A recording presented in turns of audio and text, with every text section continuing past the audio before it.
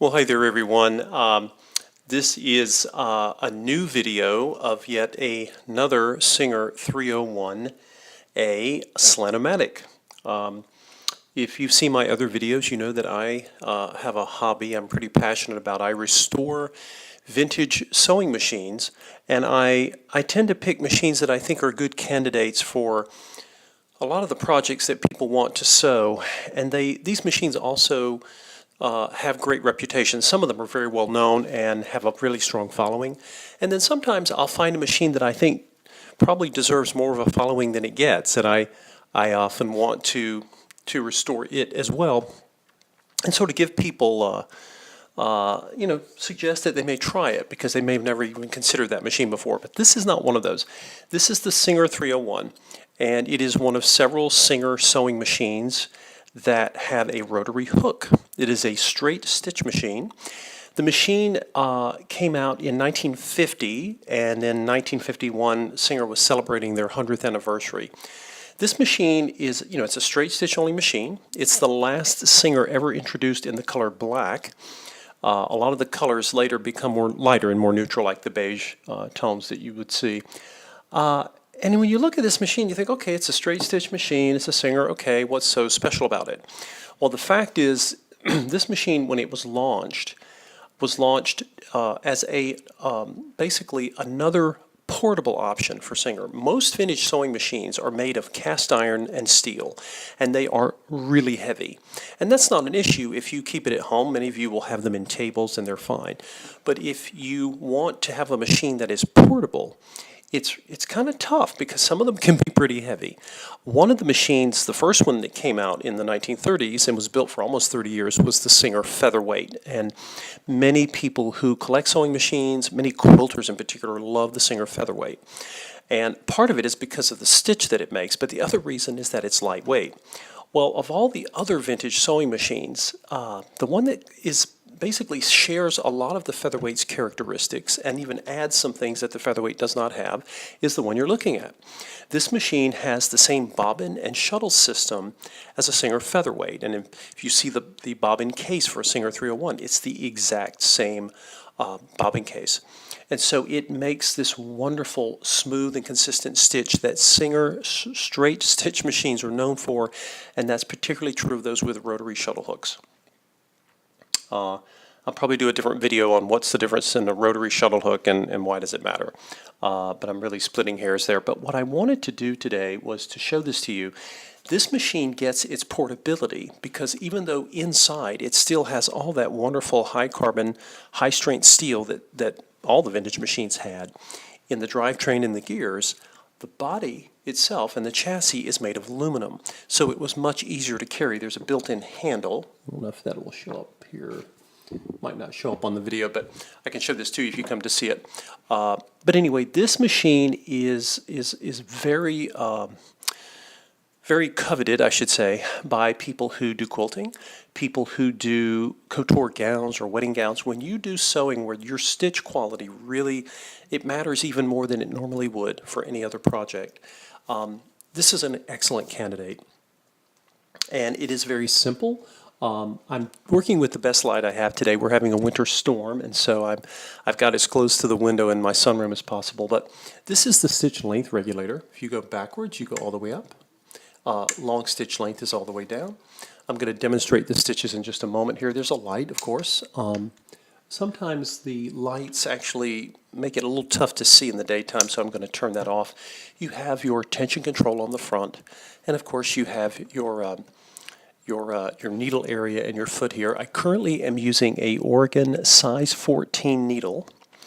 Many of the times when I do videos, you will see me using, I'm showing off machines often with size 16, sometimes size 18 needles, and I'm doing a lot of demonstration of stitches with heavy material. And that's partly because many of my machines, I get a call from people who they don't want an industrial, but they need a machine that can sew through Sunbrella, marine weight vinyl, some really heavy stuff, duck cloth, and you would use bigger needles for that. This machine has a very powerful motor, and if I wanted to, I could probably sew, some pretty good upholstery fabric with this. But I honestly think that this machine's the thing it does most amazingly is it works with light to medium weight wovens and knits, and it makes a beautiful stitch. And so if you're a quilter, if you're a garment maker, I think this machine is more suited to you. I have other machines if you want to make you know, covers for your classic car, or you want to really sew heavy stuff. I have machines I think that are better suited for it. But anyway, I wanted to demonstrate some sewing for you guys today, and also let you hear the machine run, as well as I'll be showing you the stitches, and hopefully they're going to show up on camera today with this sort of cloudy weather we've got. So I've already been doing some test stitching here, getting the machine ready to list, and I want to, I'm going to start out with a long stitch, which is what I normally do.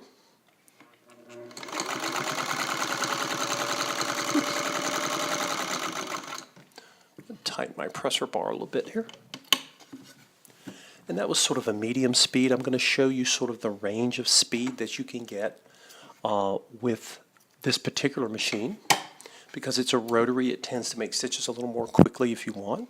So let me come over here, get a new line for stitching, and I'm going to start going really slow. Notice the incredible slow and controlled stitching I have with my needle. This is a characteristic that is particular to singers. Singers do this better than any other machine.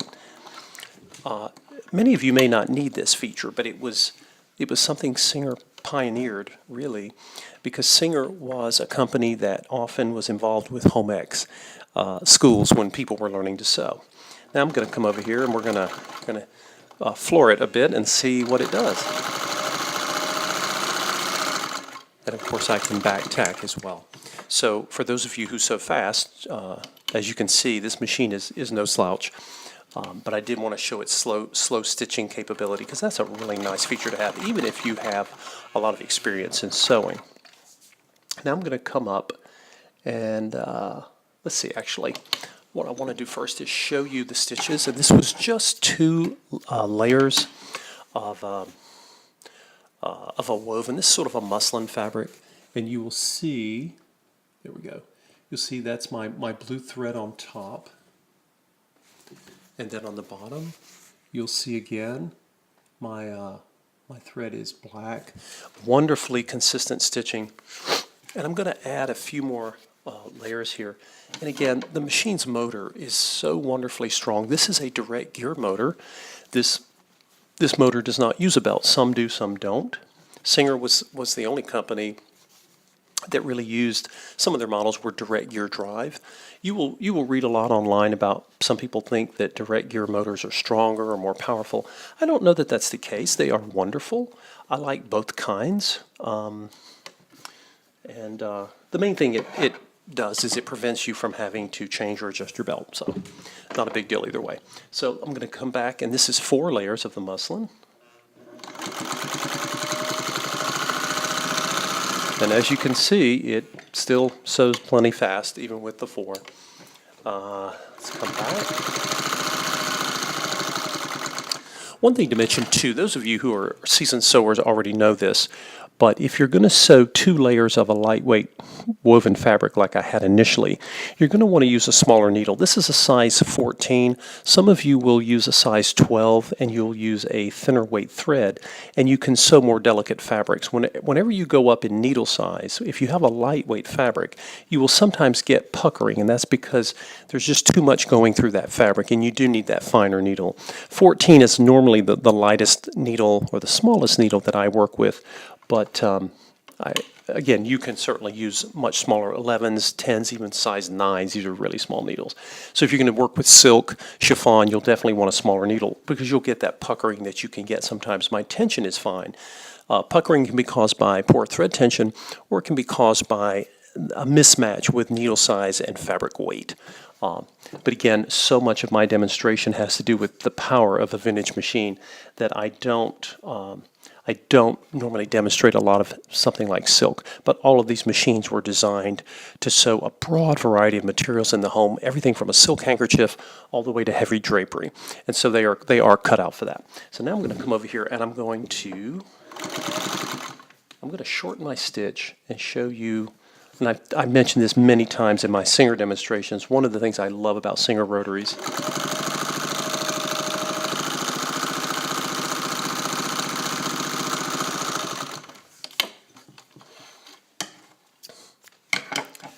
now. First I'm going to show you these are the long stitches or the long length at the top here. Let's see if that's going to show up here. There we go. Yeah. The camera is trying to adjust here, guys, because it is a sort of strange lighting. Yeah. But on the bottom, I want you to see these really short stitches. They're very fine. There we go. I think I'm finally getting some focus here in this light. But these fine short stitches are one of the things that you get from a rotary shuttle hook. I've been able to get this from my rotary Singers as well as one of my old Kenmore rotaries and white rotaries. So I'm going to add a couple more layers here. So I'll have 6. This is 6 layers of muslin. Again, I'm doing this because I want you to see the machine, although I said I would not use it normally for duck cloth and sailcloth. It's no slouch and it's very powerful.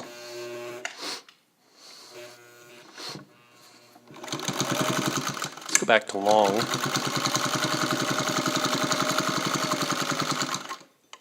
Turn around. Long length stitches are easier for you to see on the camera how the machine is operating.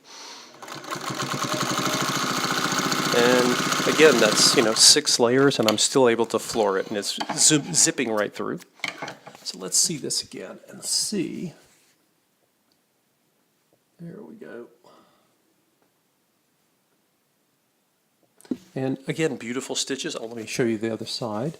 And what you should be looking for is the black thread, because I turned this upside down when I added my layers. But again, the stitches hold true, the tension's great. And now, let's see, I'm going to go ahead and finish up with some, this is heavier cloth. This would have been drapery fabric. It's denser and heavier than what I was sewing with before. So I'm going to sew a few layers here.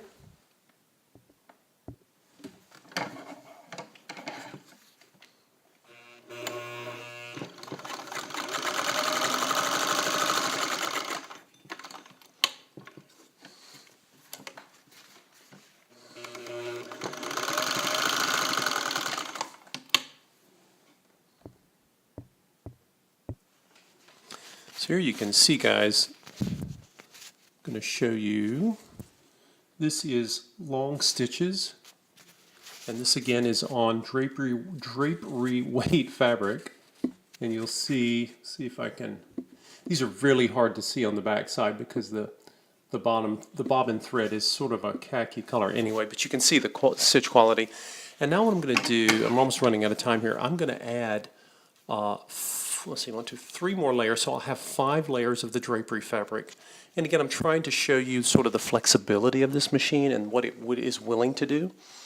But you are going to be hard-pressed to find any other machine other than maybe the Singer 201 or the Featherweight that will handle your lighter weight stitching to a level quality of this level. Let's see.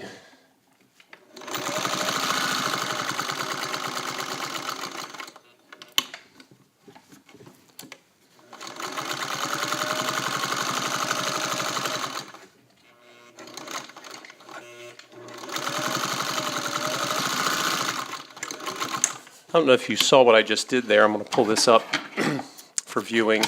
I did a little, this is not free motion work, but this machine is particularly suited for that free motion driving I just did. And again, on the back side, pull away my thread tails here, and you'll see, again, the quality of the stitching is just remarkable. So if any of you have questions or you would like to set up a time to come and see the machine and do some sewing on it, you are more than welcome to email me and we can arrange a time. If you are an experienced sewer, I'd love to have you sit down and take a test drive. If you're new to sewing, don't be afraid of the machine. I can actually demonstrate it for you and teach you how to use it. These are remarkably simple machines. They're easy to take care of. It has been completely restored. All you need to do is clean your lint and oil it, and that should be it. So thanks for watching, guys, and look forward to the next video. Take care.